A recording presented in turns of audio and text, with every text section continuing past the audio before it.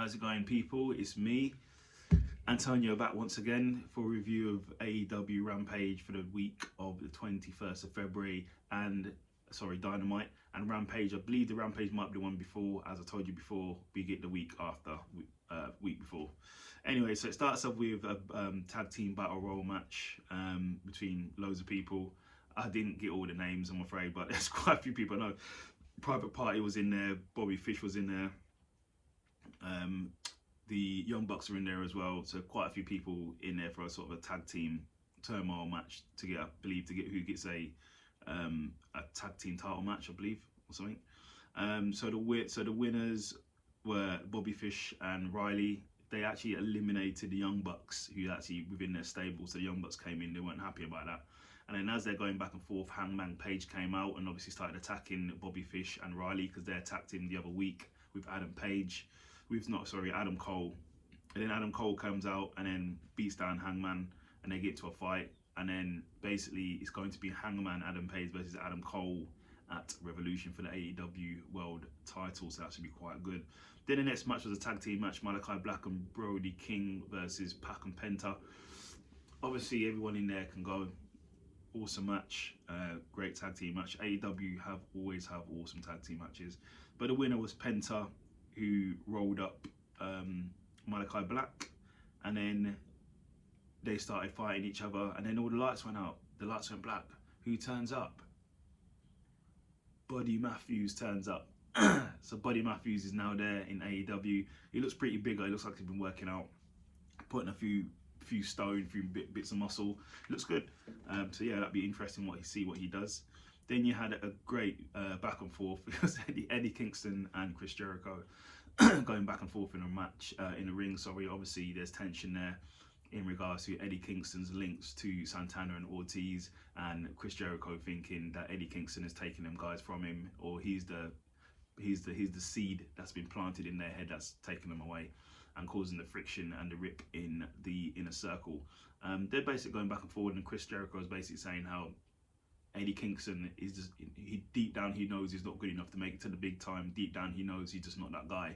And Eddie Kingston's like, he doesn't care about any of that, he's just himself. The crowd seemed to be behind Eddie Kingston, and Chris did look like the heel here. But now they're both going to have a match at Revolution, so that should be a good match.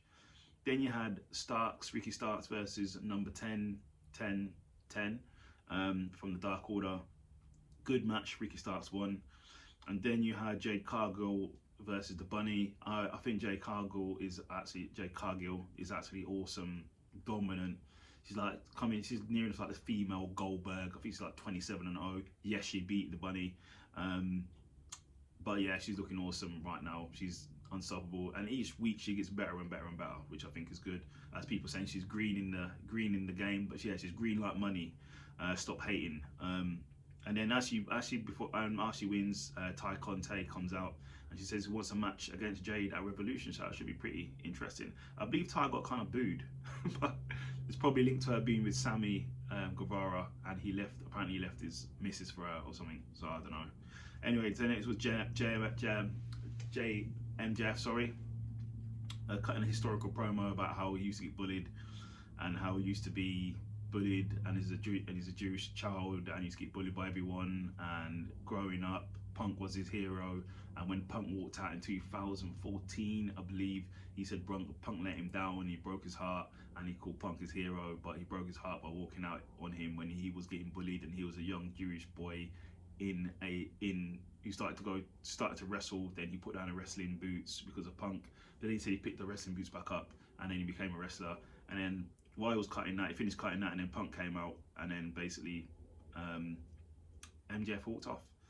So in the main event, the best wrestler in the world, pound for pound right now, is Bryan Danielson.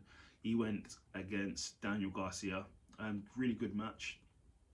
Good match. Obviously, anything with Bryan Danielson is top of the chain, top of the line. It's the best wrestler. Obviously he won the match as well. And then 2.0 came down, started beating him down, and then Jon Moxley came out, and they both cleared house. And basically challenge was made by Bryan Danielson, so it's going to be John Moxley versus Bryan Danielson at Revolution. That should be a barn burner, so I'll be watching that for sure. So that was Dynamite. Definitely go and watch it. Then you had Rampage. There's only like 4 matches on Rampage. Obviously, it's only an hour long. So it started with Adam Cole versus number 10. Yeah, good match. Adam Cole obviously won. Bay, and then obviously he wants to fight the AEW World Champion Hangman Page. Then it was Hobbs versus Dante. Hobbs is a massive guy. He is massive. I think they need to do a bit more with Hobbs personally. I don't think he's doing much. He should be doing a lot more. A lot of time you see Hobbs is sitting down holding Ricky's title. He's just there. He needs to do more. He needs a mouthpiece. I think they need to start propping him as a monster and start letting him go on some type of run. He has a lot of potential there, so I think they need to do more with Hobbs. But anyway, it was a good match, but Hobbs won that. Then you had Serena versus Angelica, some lady called Angelica. Serena won anyway, she won the match. And in the main event was Trent versus Jay White. Jay White is from New Japan, so they're opening that Forbidden Door. And then was a good match by them. Obviously Jay can go. It's from New York. It's from New York. It's from New Japan, and he can go. And Jay won the match. So yeah, pretty good. So yeah, overall good week of AEW leading up to Revolution. So it should be quite interesting. So thank you for watching. Like, subscribe, and leave a comment. And you can follow me on Instagram below. Take care.